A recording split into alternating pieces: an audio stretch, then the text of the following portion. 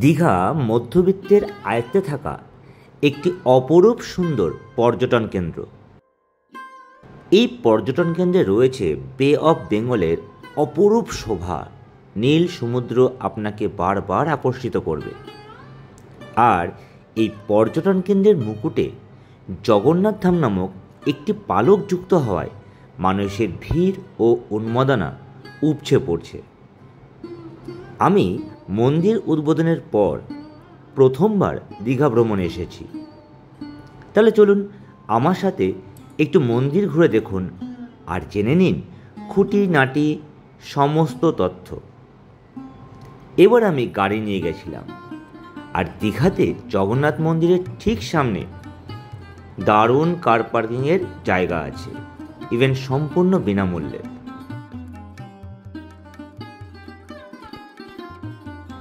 গাড়িটি পার্ক করে আপনি সোজা চলে আসতে পারেন এই ডালা আর্কেটের পাশ দিয়ে ইস্ট সাইডে যে গেট রয়েছে সেই গেটের সামনে। এখানে বেশ কিছু লোকজন থাকবে যারা আপনাকে চন্দনের তিলক কেটে দেবে। সঙ্গে যদি মনে হয় কিছু তাদেরকে দিতেই পারেন, সেটা সম্পূর্ণ আপনার মনের উপরে ডিপেন্ড করবে।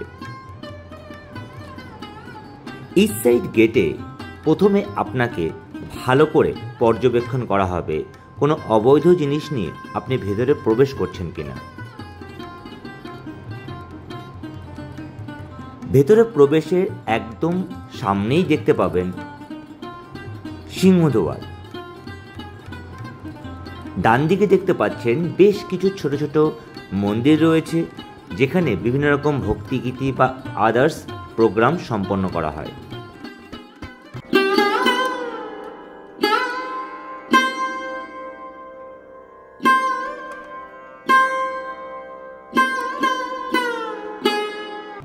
বাদিকে সোজা যে গেটটা দেখতে পাচ্ছেন ওটাকে বলা হয় সাউথ গেট বা মেন গেট।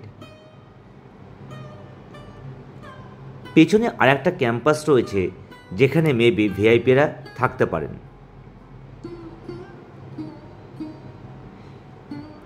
সিংহদুয়ারের ঠিক সামনে কালো বর্ণের যে স্তম্ভ দেখতে পাচ্ছেন এটাকে বলা হয় অরুণ স্তম্ভ।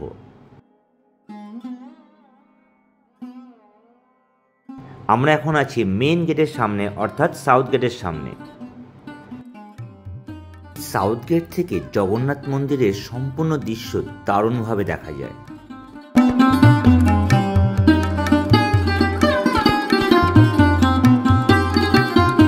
তাহলে এখন ঠিক সামনে যেটা দেখতে পাচ্ছেন এটাকে বলা হয় অরুণ স্তম্ভ।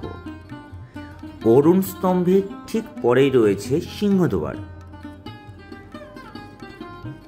এই সিংহদুয়ারের পর আপনারা আরেকটি দুয়ার পেয়ে যাবেন, আর এই দুটি দুয়ারের মাঝখানে দুপাশে দুটি পদ্মকুণ্ড অবস্থান করে আছে।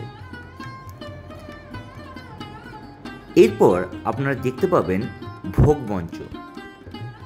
ভোগমঞ্চের পরেই অবস্থান করে আছে নাটমঞ্চ, তারপরে আছে জগমহল, তারপরে আছে গর্ভগৃহ, অর্থাৎ যেখানে জগন্নাথ, বলরাম ও সুভদ্রা আবাসস্থল। আর ঠিক এর পেছনেই রয়েছে ব্যাঘ্রদুয়ার, অর্থাৎ যেখান থেকে আপনারা বাইরে বেরোতে পারেন। তাহলে দেখুন সামনাসামনি এই দুয়ারগুলোকে পরপর দেখতে পাচ্ছেন আর বিভিন্ন মহলগুলোকে দেখতে পাচ্ছেন। এখন আপনারা দেখতে পাচ্ছেন পদ্মকুণ্ড, অর্থাৎ দুটো গেটের মাঝখানে যে পদ্মকুণ্ড ছিল সেই পদ্মকুণ্ডের অবস্থানটাই আপনারা দেখতে পাচ্ছেন। এই পদ্মকুণ্ড অবস্থিত হওয়ার জন্য এই মন্দিরের শোভা যেন আরও শতগুণ বেড়ে গেছিল।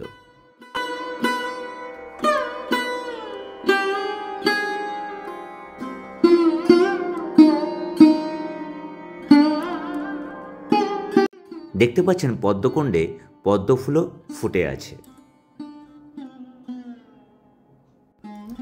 আমরা এখন ঠিক ভোগমঞ্চ ও দ্বিতীয় গেটের মাঝখানে দাঁড়িয়ে আছি। সত্যি অপরূপ দৃশ্য, অপরূপ দৃশ্য। সময় ও সুযোগ করে অবশ্যই একবার হলেও দর্শন করে যাবেন। মন এক অতৃপ্ত শান্তিতে ভরে যাবে। তাহলে আবার একবার দেখে নিন। একদম প্রথমেই দেখতে পাচ্ছেন সিংহদুয়ার, তারপরে সেকেন্ড গেট, এই দ্বিতীয় গেটের পরেই দেখতে পাবেন ভোগ মঞ্চ, অর্থাৎ এখান থেকেই জগন্নাথ দেবের ভোগ ডিস্ট্রিবিউট করা হয়। তারপরে দেখতে পাবেন নাটমঞ্চ, যেখানে ইষ্ট দেবতার উদ্দেশ্যে বিভিন্ন রকম নৃত্যক্রিয়া চলতে থাকে। তারপরে দেখতে পাবেন জগমহল, আর এই জগমহলের পরেই দেখতে পাবেন 213 ফিটের গর্ভগৃহ, অর্থাৎ যেখানে আমাদের আরাধ্য দেবতার বাসস্থান। আর ঠিক তার পিছনে দেখতে পাচ্ছেন ব্যাঘ্রদুয়ার। ও হ্যাঁ, একটা কথা সমস্ত দর্শকের উদ্দেশ্যে বলতে চাই, ধাম বা মন্দির নিয়ে আমরা তর্ক বিতর্ক নাই করলাম। প্রভু জগন্নাথ যেখানেই অবস্থান করবেন সেটাই আমাদের কাছে ধাম বা মন্দির রূপেই থেকে যাক। তর্কটা বরং রাজনীতিবিদদের উপরেই ছেড়ে দিই। কি আপনাদের এ বিষয়ে কি মতামত তা সুস্থ মাথায় কমেন্ট করে জানাতেই পারেন। রাত্রিবেলায় স্পটলাইটের আলোর জন্য পুরো চারিদিকটা আলোয় আলোকিত হয়েছিল, যা এই জগন্নাথ মন্দিরের শোভাটাকে কয়েক শতগুণ বাড়িয়ে দিয়েছিল। দেখে মনে হচ্ছিল যেন এক জীবন্ত স্বর্গপুরীর মধ্যে দাঁড়িয়ে আছে। সত্যি স্বর্গভূমি। অসাধারণ সুন্দর এই দৃশ্য হয়তো আপনি নিজ চোখে না দেখলে বুঝতে পারবেন না।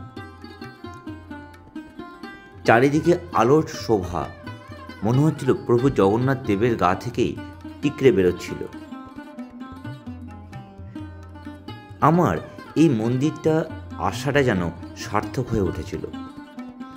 চারিদিকে দেওয়ালে দারুণ কারুকার্য, ভাস্কর্য, যা আপনার চোখ ফেরাতে পারবেন না।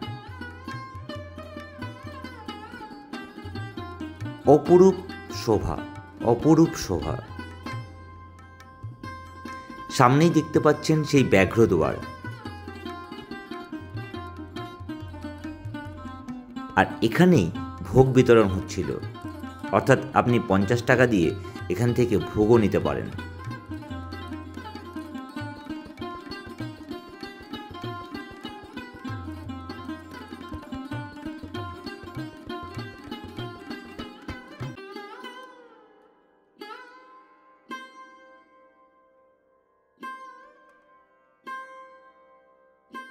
জগমহলের বাঁ দিক থেকে যদি আপনারা বেরোন তবে আপনারা দেখতে পাবেন অশ্বদুয়ার, আর যদি ডান দিক থেকে বেরোন তবে আপনারা দেখতে পাবেন হস্তিদুয়ার।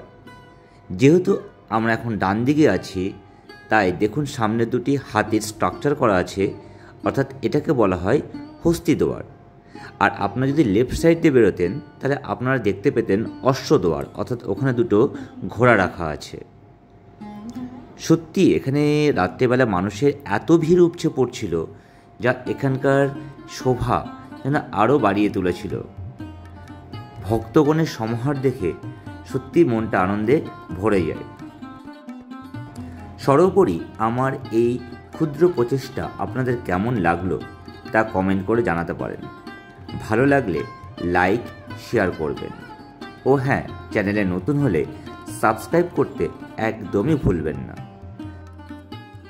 তাহলে শেষবারের মতো আরেকবার বলে দিচ্ছি, প্রথমে পাবেন সিংহদুয়ার, তারপরে পদ্মকুণ্ডু, দেন সেকেন্ড গেট, দেন ভোগ মঞ্চ, দেন নাটমঞ্চ, দেন জগমহল, যার লেফট সাইডে থাকবে অশ্বদুয়ার, রাইট সাইডে থাকবে হস্তিদুয়ার, আর তারপরেই থাকবে জগন্নাথ দেবের আবাসস্থল, আর সর্বশেষে থাকবে ব্যাঘ্রদুয়ার। তাহলে জয় জগন্নাথ বলে আমি আমার এখানেই প্রতিবেদনটা শেষ করছি।